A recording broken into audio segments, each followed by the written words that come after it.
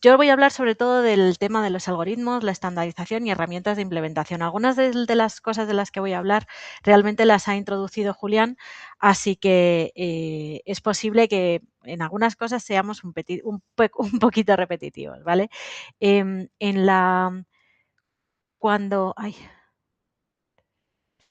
Cuando hablamos de criptografía, ¿vale? Tenemos que tener en cuenta dónde se usa la criptografía hoy.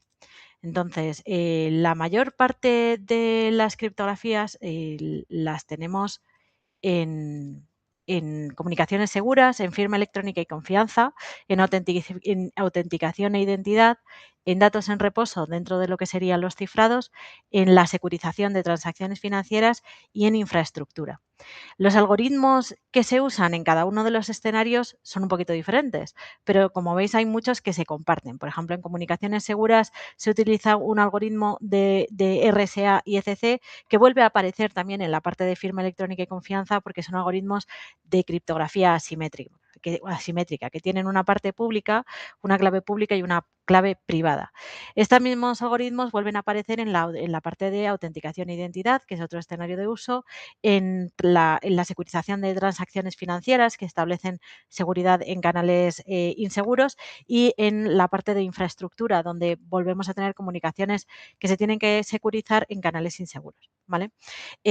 Luego, aparte, tenemos los algoritmos de criptografía simétrica, que son como el AES, que son los que se utilizan para cifrar.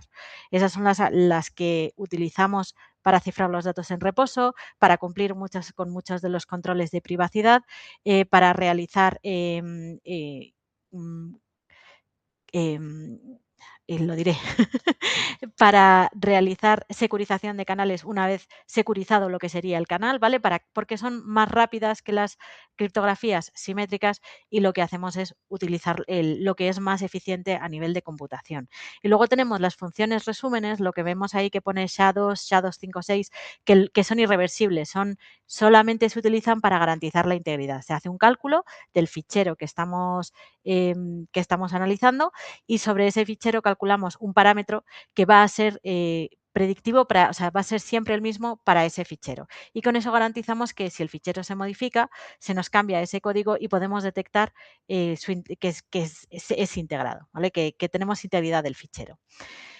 ¿Qué pasa con la cuántica? Con la cuántica, en algunas criptografías, algunas familias de criptografías se ven vulnerables. Entonces, ya lo ha comentado Julián, que tenemos el algoritmo de Shor o el algoritmo de Grover, y para, por ejemplo, la parte del cifrado asimétrico, la vulnerabilidad a la computación cuántica de todos los algoritmos que ya teníamos implementados de cifrado asimétrico tienen una gran vulnerabilidad y vemos que el objetivo o la meta, la frontera, el horizonte que veíamos en el que íbamos a tener problemas de que se rompieran este tipo de criptografías, cada vez está más cerca. Originalmente había algunas estimaciones que lo ponían en 2045, después se bajó a 2040.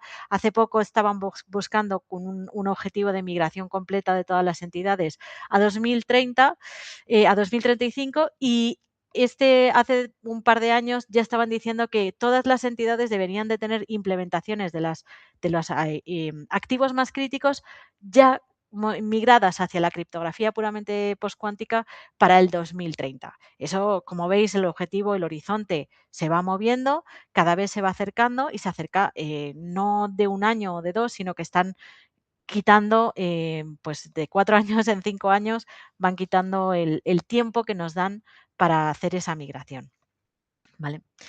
Em, ¿Cuáles son los algoritmos que vienen a sustituir esto que teníamos? Pues ya los ha comentado un poco Julián. Tenemos los de retículos que están basadas en cálculos, en funciones matemáticas complejas, matriciales, con múltiples dimensiones, que utilizan pues unos problemas concretos para establecer una clave pública y una forma de hacer ese cálculo, ¿vale? De clave pública, clave privada e intentar no me voy a poner, no voy a me voy a detener en la matemática, pero para que os vayan sonando las funciones, al final este tipo de criptografía suele ser o bien más pesada desde el punto de vista de que la clave pública es más pesada o bien la clave privada es más pesada, con lo cual a nivel computacional vamos a requerir más capacidad de cómputo para poder procesar este tipo de problemas, o bien lo que hacemos es darle una vuelta y utilizar un problema que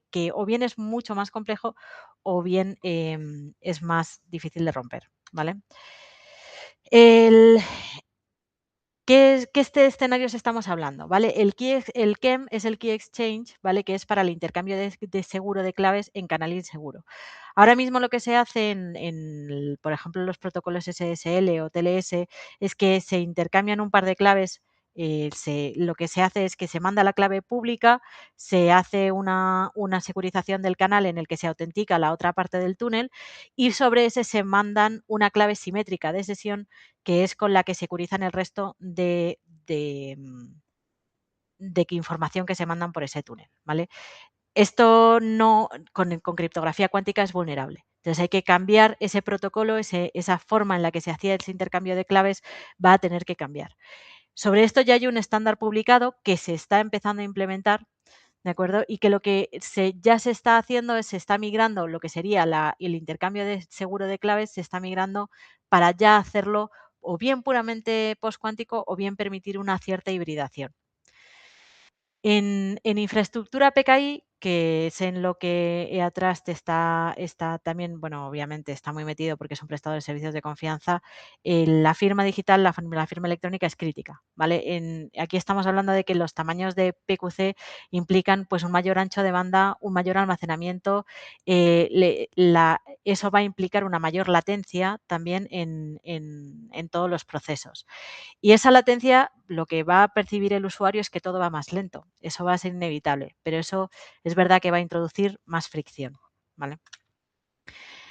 En este tipo de criptografía, de retículos o lattice based, que es como lo dicen en inglés, que son matrices complejas, ¿vale? Es la familia dominante porque por la tipología del problema es difícil de resolver, pero es similar a lo que ya conocemos, ¿vale? Son computacionalmente difíciles tanto en ordenadores clásicos como los que tenemos hasta ahora, como con ordenadores cuánticos.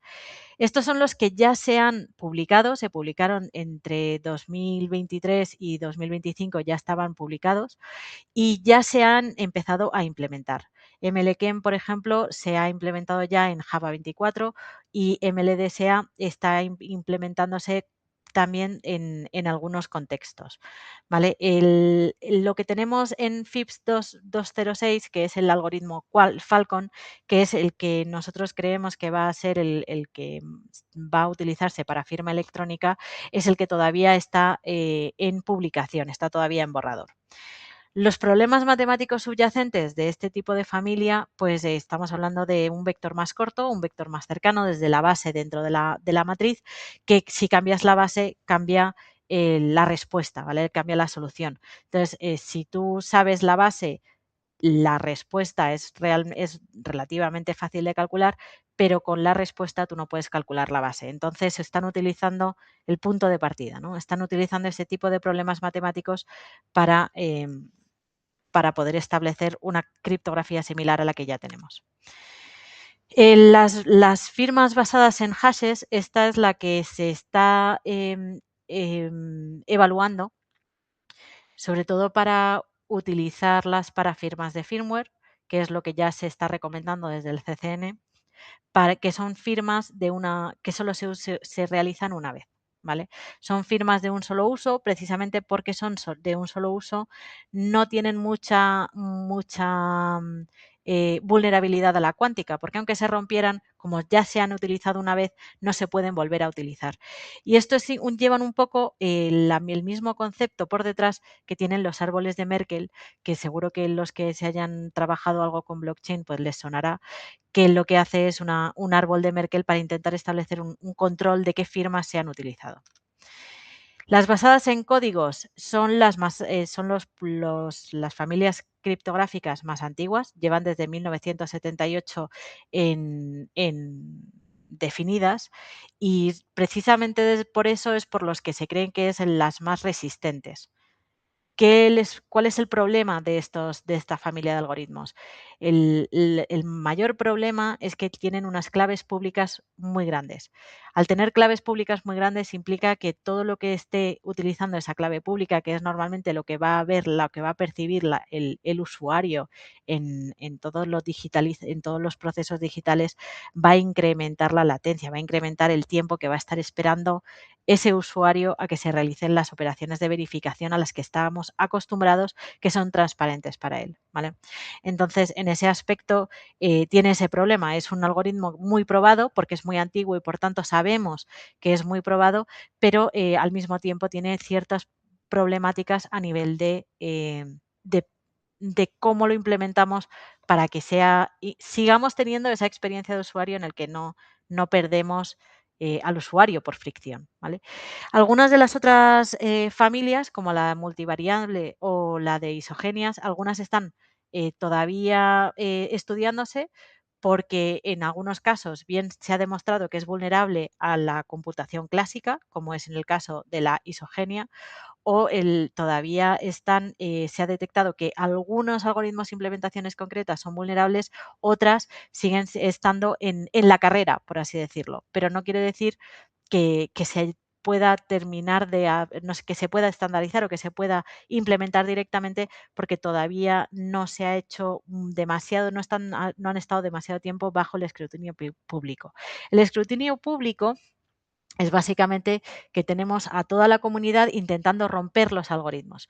No solamente es que los organismos de estandarización definan un algoritmo, que lo que normalmente hacen es que varios grupos de investigación proponen su algoritmo como una posibilidad que se puede utilizar para ciertos escenarios que creen que son los más adecuados, y el público o la comunidad, los criptoanalistas, se dedican a ver si lo pueden romper. Si lo pueden romper, pasa lo que ha ocurrido con Psique, por ejemplo, en la parte de isogenias, que se demostró que era vulnerable a la computación clásica y que, por tanto, tenían que ser descartados, ¿vale? En ese aspecto, aquellos que llevan menos tiempo en la carrera, pues podrían llegar a darnos alguna sorpresa en el futuro.